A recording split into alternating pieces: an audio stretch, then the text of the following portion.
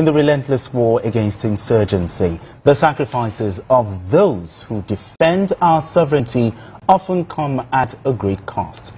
The Defense Headquarters has confirmed that 6 soldiers and 34 terrorists were killed during the attack on a military base in Borno State. The Director of Defense Media Operations, Major General Edward Buba, stated that terrorists from the Islamic State of West Africa Province, ISWAP, and Boko Haram launched an attack on the troops to retaliate the recent killing of their commanders, but met with resistance. Good news that 34 terrorists were wiped out, but 6 of our gallant soldiers paid the supreme price. PK, how did this happen? Did intelligence fail? 6 soldiers is a lot, BK. Yes, we don't want to see any of our soldiers die in battle, but it is an inevitable fact of life that not all soldiers die on their beds. Once you sign up to be a serviceman, death can come anytime. You are always ready. You are always ready. You can be ambushed, and you see, one of the most effective war tactics that the world has seen is the ambush, because you do not see the enemy sees you. Maybe the enemy is hiding in the bush, he knows you are going to pass through that route, then they open fire on your vehicle. It's difficult to come out and respond in kind because you are trapped in your vehicles and they open fire. So usually when this happens, casualties are usually recorded, sometimes in high numbers. Remember when our elite national guards were attacked? These are the people who protect the president. Yeah, the president. When they were attacked in Abuja, they killed quite a number of them, and these are among the best trained that we have. But it was an ambush. When that happens, you usually will expect that casualties will be recorded. Is it a failure of intelligence? No, we cannot say it's a failure of intelligence. Sometimes the enemy can catch you unawares. There was an occasion when soldiers were watching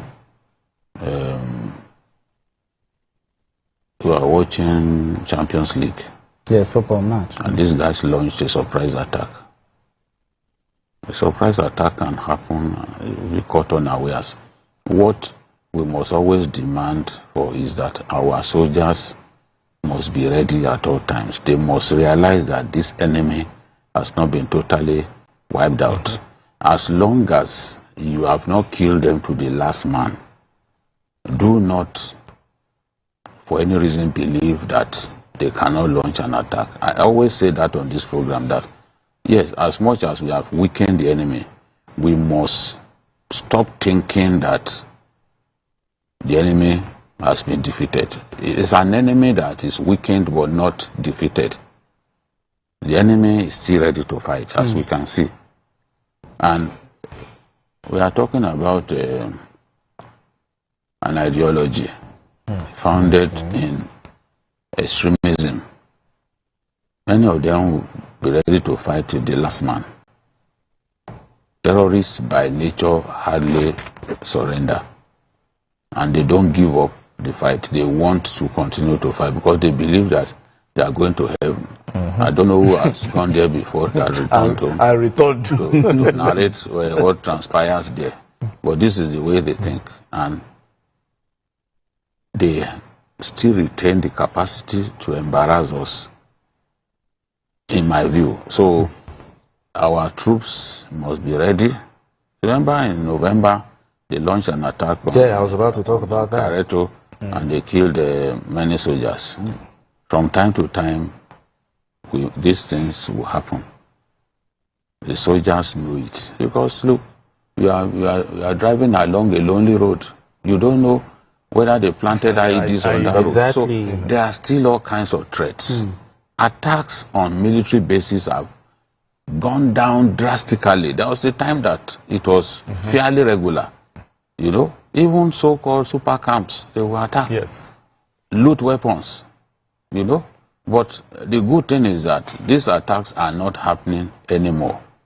At least they are not frequent. They are very rare. Attacks on our troops have become very rare now. But that does not mean the enemy has been defeated. That does not mean that the enemy does not have capacity to launch surprise attacks, as we have seen now. So the enemy is sending a message that, look, banish the thought that you have crushed me. I am still here. And anytime these things happen, it's a reminder to us that the theater of war in Borno State remains dangerous and that unpalatable things can still happen. So our troops must remain vigilant. And the services must continue to work together. They recorded a lot of successes, you know, because under the last set of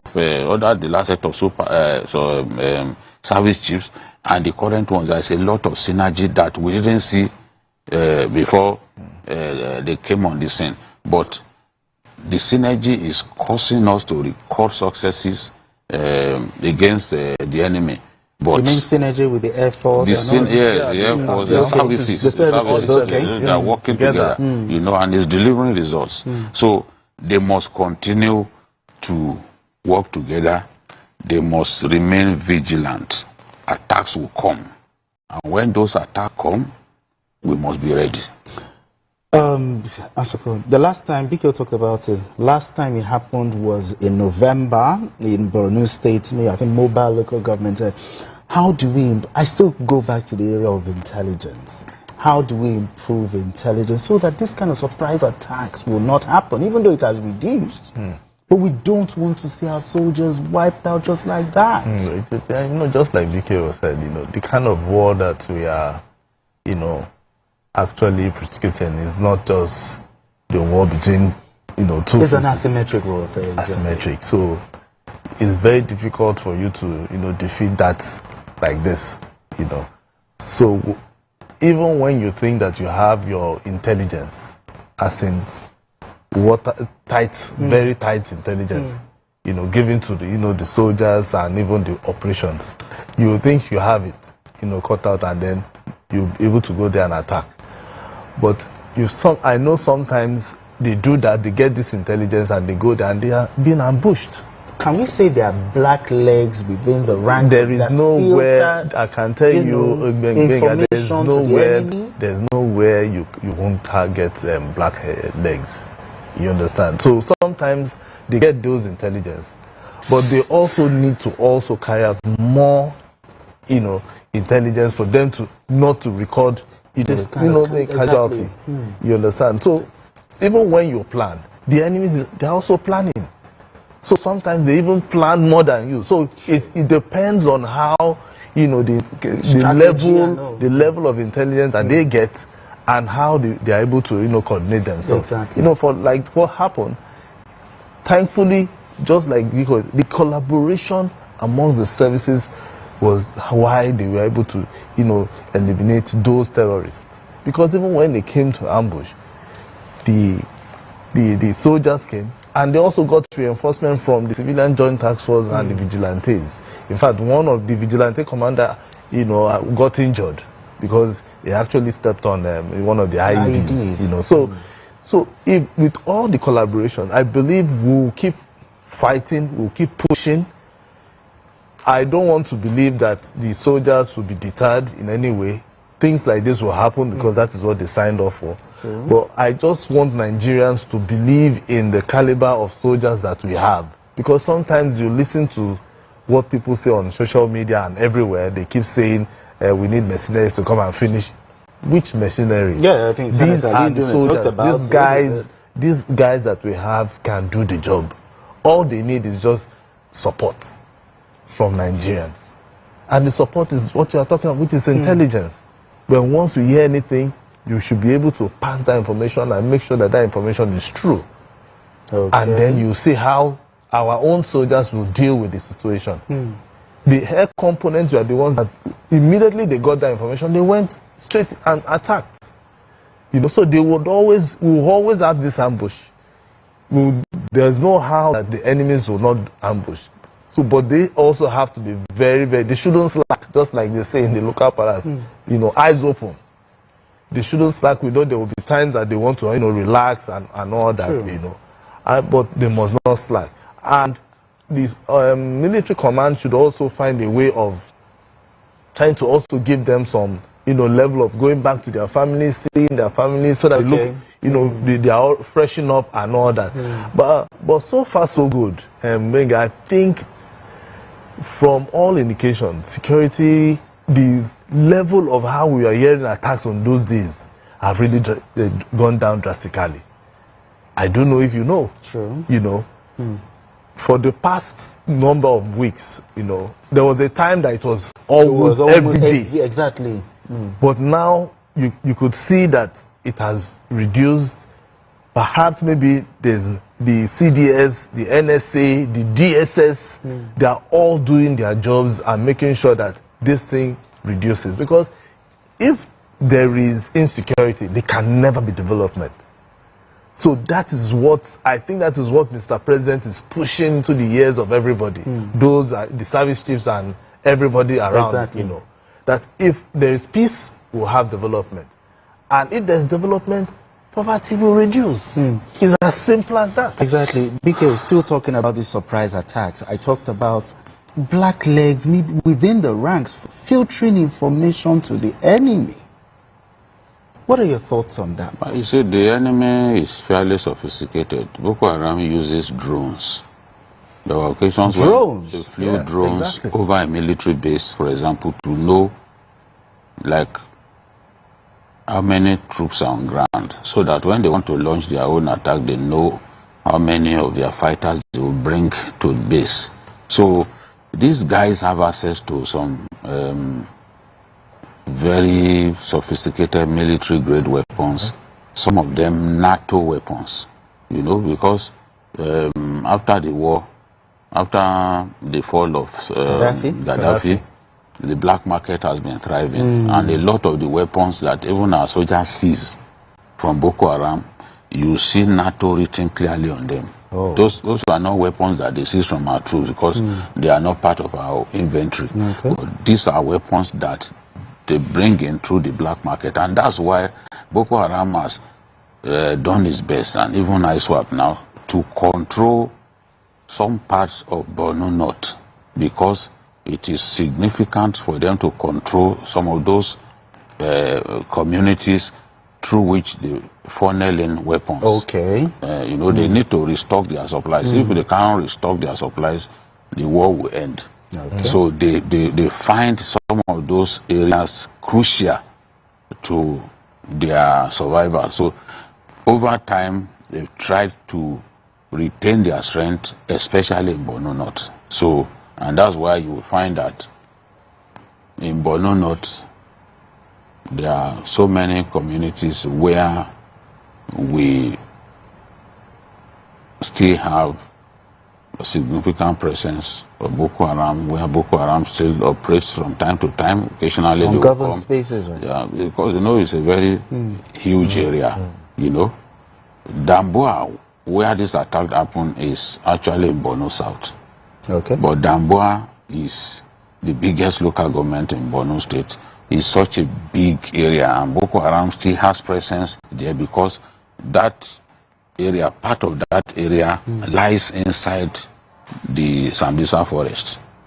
So, and they are still very much present there, you know. And part of it, the famous Timbuktu Triangle, that has given our soldiers a lot of hassles. That is, in terms of capturing the area and retaining it. It's been a real battle because the enemy finds that place very useful.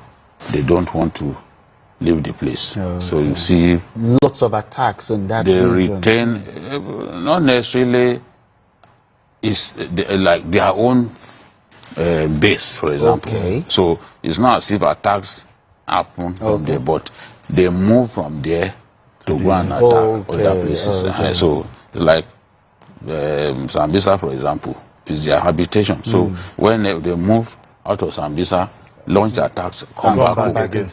Yes, because there are places, there are underground, there are tunnels there where they can hide, because it used to be a training base for Abacha's bodyguards. So some of the infrastructure that were put there, have now been, these boys have found them useful. So, and for a long time we left that place. We just left it. We didn't care about those places. So such ungoverned spaces have been useful to them in terms of their habitation, in terms of where they regroup to launch attacks and all that. So I still think that the best thing is for us to remain vigilant. There is a lot of distraction. What is happening in the Northwest is a big distraction to the war against terror in the Northeast. Because we are concentrating a lot of energy on the Northwest now, and part of North Central. But we must not take our eyes off the Northeast, because it all began from there. So we have made a lot of progress in that area. But this attack shows us that the battle has not been won. Exactly, it's not done.